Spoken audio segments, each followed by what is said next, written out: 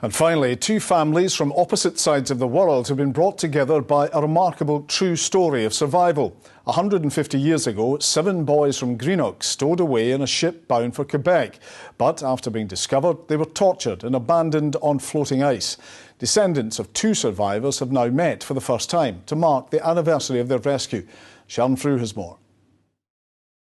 The tale of the boys on the ice has been captured in a graphic novel. The youngest was 11 years old when the group stowed away on a ship leaving Greenock for Canada in 1868. These pages aren't fiction to David Brand and Morag Connolly, it's their shared family history. I wonder what happened to him. David has travelled from Australia to meet other descendants of the boys, known as the Arran Stowaways. As a child, if I ever complained about the cold in the winter, my father, grandfather and great-granny would say, "Remember John Paul? He walked on the ice in his bare feet." It's not that cold. We've read so much and you think the families have all disappeared, but they haven't disappeared. And to be able to drive down the streets where they used to live, and this morning earlier walking down on the wharf where the ships would have been, and walking over the cobblestones and just feeling it. It's such a wonderful feeling. David brought with him a stone from the beach in Newfoundland where his great-grandfather and others were rescued. The boys were spotted by a woman on the shoreline.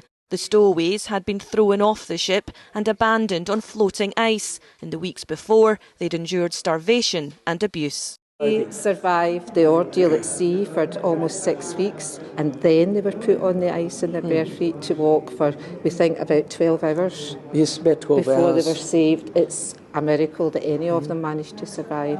2 boys didn't survive. On the Arran's arrival back in Greenock, the captain and a shipmate were jailed after a trial at the High Court in Edinburgh.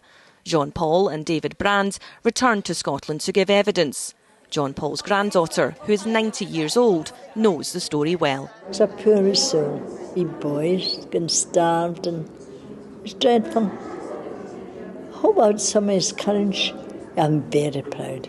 For 150 years, the tale of the Arran Stowaways was forgotten by all but their families. Now the search is on to find more descendants of the boys on the ice. David was able to say thank you to Don McInnes, whose great-great-granny, Mrs McInnes, saved the lives. We wouldn't be here if she hadn't saved them. That's right. Fantastic. We wouldn't be here now.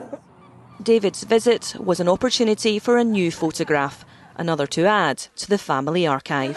Sharon Frew, STV News, Greenock. I'm back with Scotland Tonight at 10:30. Join us then if you can. Good night. For news and more 24 hours a day, download the STV News app.